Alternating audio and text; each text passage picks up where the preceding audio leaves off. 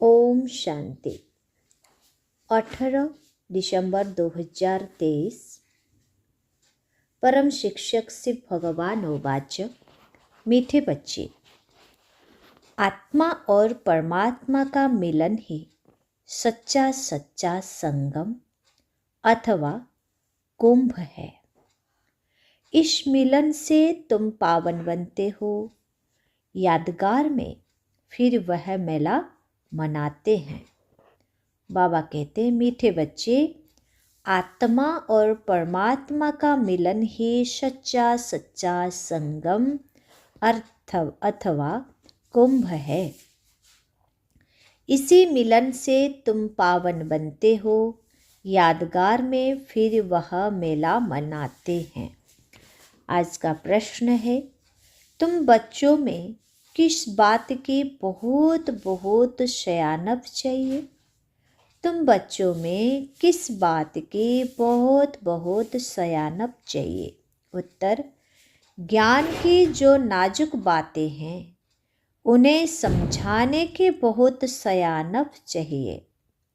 युक्ति से ज्ञान मार्ग और भक्ति मार्ग को सिद्ध करना है। ऐसे समझाना है जैसे चूहा फूंक भी देता है और काट भी लेता है। तो सर्विस की युक्तियाँ रचनी है। कुंभ मेले पर प्रदर्शनी लगाकर अनेक आत्माओं का कल्याण करना है। पतित से पावन होने की युक्ति बतानी है। गीत है, इस पाप की दुनिया से ले चलो हम। ओम शांति। बाप बैठ बच्चों को समझाते हैं। पाप की दुनिया को कलयुगी पतित भ्रष्टाचारी दुनिया कहा जाता है और फिर पुण्य की दुनिया को सतयुगी पावन श्रेष्ठाचारी दुनिया कहा जाता है। परम आत्मा ही आकर पुण्यात्मा, पवित्रात्मा अथवा पुण्य की दुनिया बनाते हैं। मनुष्य पुकारते हैं पतित पावन बाप को, क्योंकि खुद पावन नहीं है। अगर समझते पतित पावनी गंगा है व त्रिवेणी है, फिर पुकारते क्यों है कि है पतित पावन आओ? गंगा व त्रिवेणी तो है ही, उनके होते हुए भी पुकारते रहते हैं। बुद्धि फिर भी परमात्मा की तरफ जाती है। परम पिता परमात्मा जो ज्ञान सागर है, उनको आना है। सिर्फ आत्मा नहीं, लेकिन पवित्र जीवात्मा कहा जाएगा। अभी पावन जीवात्मा तो कोई है ही नहीं। पतित पावन बाप आते ही तब है जब सतयुगी पावन दुनिया की स्थापना करनी है और कलयुगी दुनिया का विनाश करना है। जरूर संगम युग पर ही आएंगे। संगम को कुंभ भी कहते हैं। त्रिवेणी का संगम है, उसका नाम रख दिया है कुंभ। कहते हैं तीनों नदियां आपस में मिलती है। वास्तव में है दो नदियां। तीसरी नदी तो गुप्त कह देते हैं। तो क्या इस कुंभ के मेले में पतित से पावन होंगे? पतित पावन को तो जरूर आना है। ज्ञान का सागर वह है।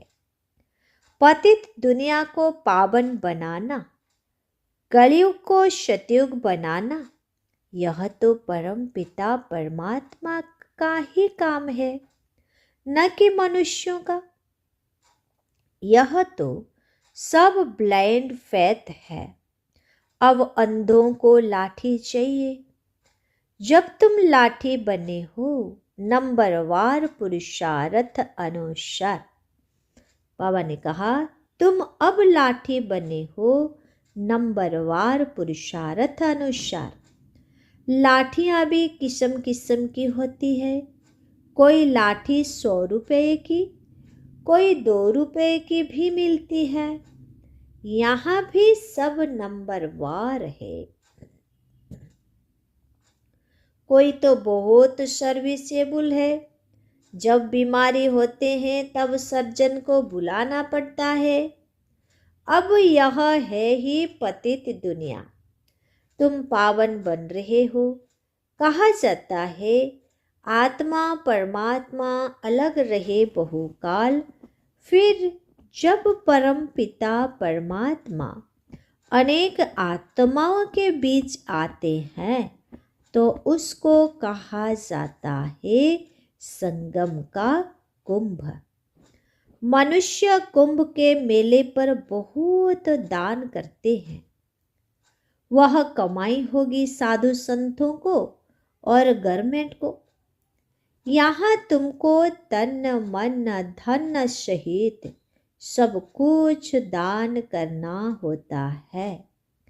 पतित पावन बाप को वह फिर तुमको भविष्य में स्वर्ग का मालिक बनाते हैं। वह नाम लेते हैं त्रिवेणी का और दान देते हैं साधु संतों को। वास्तव में संगम उसको कहेंगे जहाँ सब नदियाँ आकर सागर में मिले। वहाँ सागर तो है नहीं, यह तो नदियाँ आपस में मिलती है।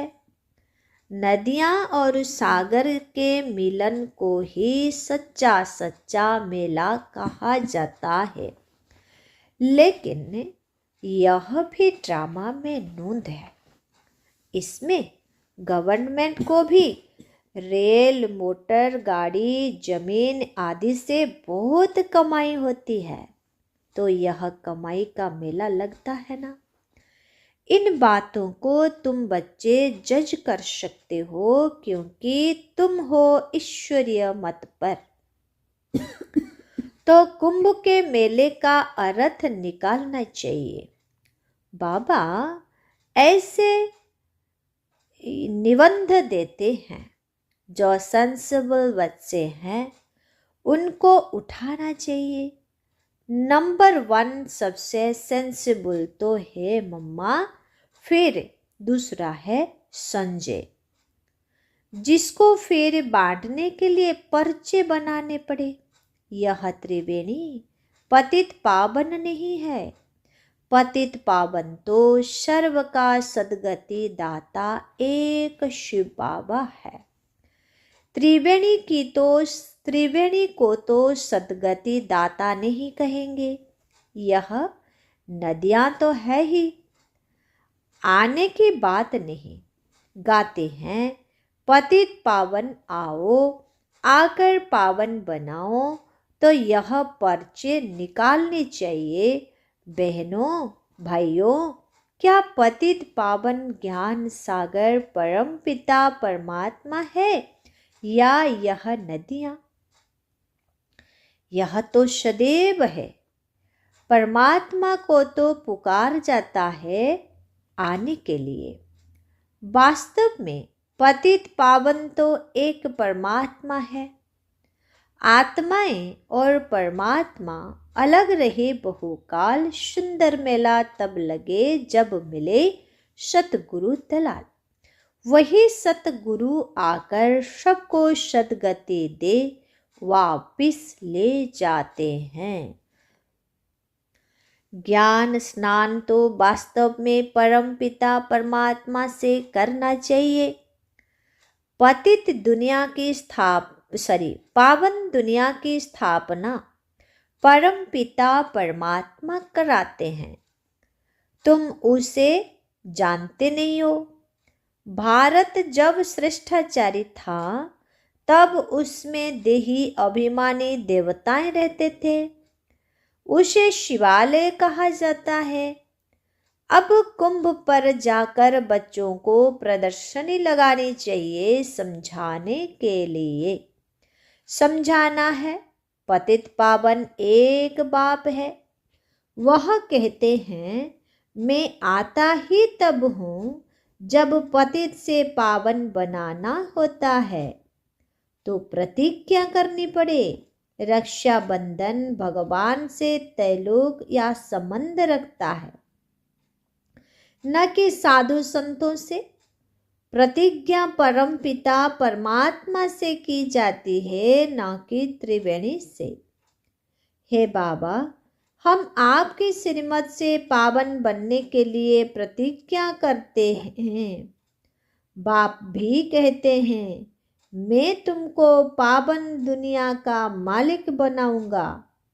यह है बाबा के इशारे। इसमें सर्विस करने वाले बहुत तिखे चाहिए। चित्र भी और बनाने पड़े। इसके लिए कुछ मंडप लेना पड़े। तुम्हारे दुश्मन भी बहुत निकलेंगे। कोई समय आग भी लगाने में देरी नहीं करेंगे।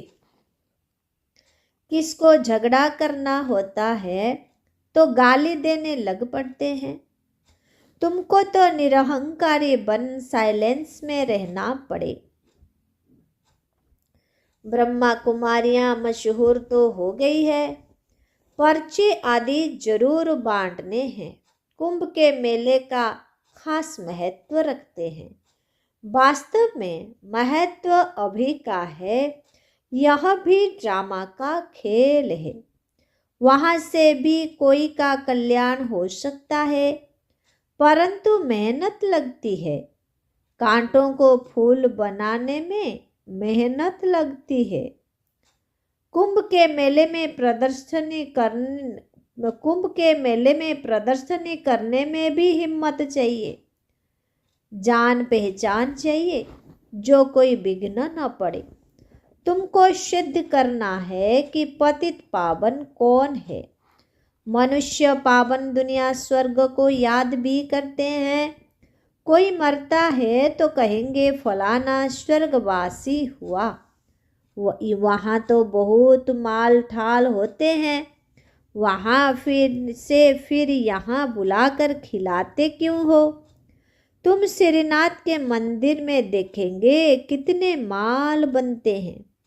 अब श्रीनाथपुरी और जगन्नाथपुरी वास्तव में है एक ही बात, परंतु वहाँ श्रीनाथ द्वारे में देखेंगे तो बहुत वैभव बनते हैं और जगन्नाथपुरी में सिर्फ फीके चावल का भोग लगता है। घी आदि कुछ नहीं पड़ता। यह फर्क बताते हैं। गोरा है तो ऐसे माल और सांभरा है तो यह सूखा चावल। राज बड़ा अच्छा है। यह बाप बैठ समझाते हैं। श्रीनाथ द्वारे में इतना भोग लगाते हैं तो फिर पुजारी लोग दुकान में बेचते भी हैं। उन्हों की कमाई का आधार भी उस पर है। मिलता मुफ्त में फिर कमाते हैं। अच्छा, बाबा ने कहा उन्हों की कमाई का आधार भी उस पर है। मिलता मुफ्त में है फिर कमाते हैं।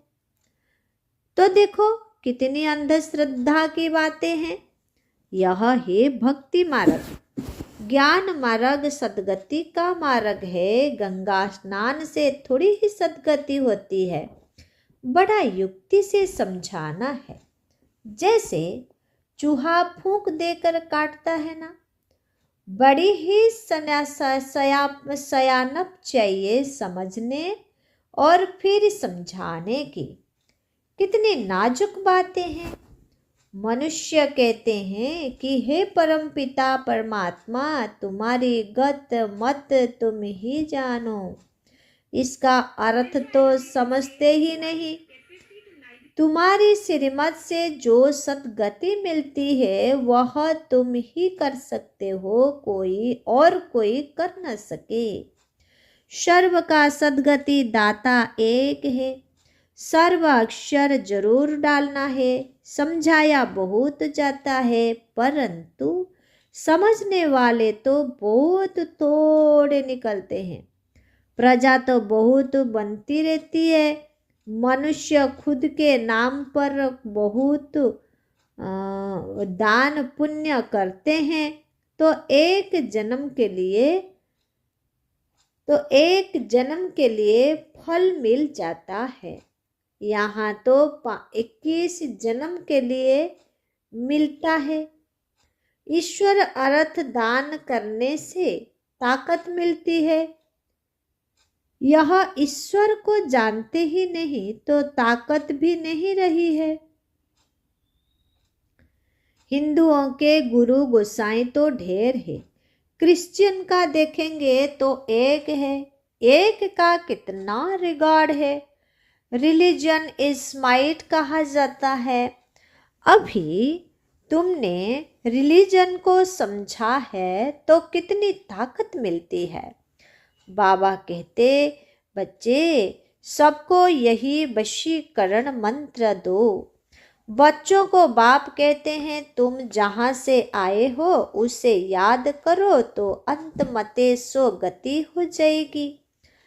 बाप को याद करने से ही पावन बन सकते हो, पाप दग्ध होंगे। बाप और वर्ष्य को याद करना है, जिससे सारा चक्र बुद्धि में आ जाता है। बाबा ने कहा बाप और वर्ष्य को याद करो, जिससे सारा चक्र बुद्धि में आ जाता है। गृहस्थ व्यवहार में रहते देह के सर्व संबंधों से मुक्त निकाल बाप के पास जोड़ने का पुरुषार्थ करना है, जो फिर अंत समय में वही याद पड़े। और कोई की याद पड़ी तो सजा खानी पड़ेगी और पद भी कम हो जाएगा। तो वास्तव में कुंभ कल्प के संगम को कहा जाता है, जब आत्माएं और परमात्मा मिलते हैं। परमात्मा ही आकर राजयोग सिखाते हैं, वह है पुनर्जन्म रहित, परंतु बच्चे भी समझते नहीं। श्रीमत पर चलते नहीं तो बेड़ा पार कैसे हो। बेड़ा पार होना माना राजाई पद पाना। श्रीमत से ही राजाई पद मिलती है। श्रीमत पर नहीं चलते तो आखिरी खत्म हो जाते हैं। सजनिया साथ में वह चलेंगे जिसका दीपक जगा हुआ होगा। जिनके दिवे बुझे हुए हैं वह साथ में थोड़ी ही चलेंगे। अनन्य बच्चे ही चलेंगे, बाकी तो नंबरवार पिछाड़ी में आएंगे, लेकिन पवित्र तो सब बनेंगे। सब आत्माएं भी एक जैसी ताकत वाली नहीं हो सकती। बाबा कहते हैं, हर एक आत्मा का पाठ अपना अपना है, एक जैसा पद नहीं मिल सकता। अंत में सबका पाठ क्लियर हो जाएगा। झाड़ कितना बड़ा है, कितने मनुष्य है। मनुष्य तो जो बच्चे हैं, टाल टालियां है, वह देखने में आएंगे। मुख्य है फाउंडेशन, बाकी तो बाद में आते हैं, उनमें ताकत कम होती है। स्वर्ग में सभी नहीं आ सकते हैं। बाबा ने कहा भारत ही हेवन था, ऐसे नहीं कि भारत के बदले जापान खंड हेवन हो जाएगा, ऐसे हो नहीं सकता। अच्छा, मीठे मीठे बाप दादा व माता पिता के लाडले शिखिलदे ज्ञान सितारे बच्चों को याद प्यार और गुड मॉर्निंग। रूहानी बाप के रूहानी बच्चों को नमस्ते। हम रूहानी बच्चों के रूहानी बाप दादा को याद प्यार और नमस्ते नमस्ते नमस्ते। रात्रि क्लास 24/4/68। बच्चों को समझाया गया है और धर्म स्थापक कोई सभी का कल्याण नहीं कर सकते हैं। बाबा ने कहा बच्चों को समझाया गया है और धर्म स्थापक कोई सभी का कल्याण नहीं कर सकते हैं। वह आते हैं सभी को वो आते हैं सभी को ले आते हैं। जो लिबरेट कर गाइड करते हैं उनका ही गायन है। वो भारत में ही आते हैं तो भारत सभी से ऊंच देश ठहरा। भारत की बहुत महिमा करनी है। बाप ही आकर सर्व की सद्गति करते हैं, तब ही शांति होती है। विश्व में शांति थी सृष्टि के आदि में। स्वर्ग में एक धर्म था, अभी अनेक धर्म है।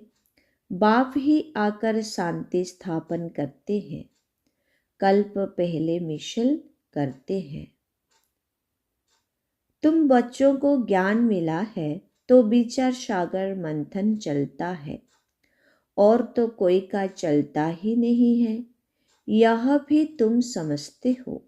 देह अभिमान के कारण देह को ही पूजते हैं। आत्मा पुनर्जन्म तो जरूर यहाँ ही लेगी ना। अभी तुम समझते हो पावन तो एक ही है। बाप ही गुप्त ज्ञान देते हैं, जिससे सभी की सद्गति हो जाती है। बाकी हनुमान व गणेश आदि जैसे कोई होते ही नहीं। इन सभी को कहा जाता है पुजारी। अच्छा, रूहानी बच्चों प्रति रूहानी बाप दादा का याद प्यार और गुड नाइट। रूहानी बच्चों को रूहानी बाप की नमस्ते। रूहानी बाप को रूहानी बच्चों की बहुत बहुत याद प्यार, गुड मॉर्निंग और नमस्ते नमस्ते नमस्ते। शुक्रिया बाबा, शुक्रिया। धारणा के लिए मुख्य सार। पहला पॉइंट, सजाओं से बचने के लिए देह के सर्व संबंधों से बुद्धि योग निकाल एक बाप से बुद्धि योग जोड़ना है। अंत समय में बाप के सिवाय कोई याद न आए। दूसरा पॉइंट, निरहंकारी बन साइलेंस में रह। कांटों को फूल बनाने की मेहनत करनी है। निरहंकारी बन साइलेंस में रह, कांटों को फूल बनाने की मेहनत करनी है। श्रीमत पर अंधों की लाठी बनना है। पावन बनाना है। आज का वरदान, समर्थ संकल्पों द्वारा जमा का खाता बढ़ाने वाले होली हंस भव।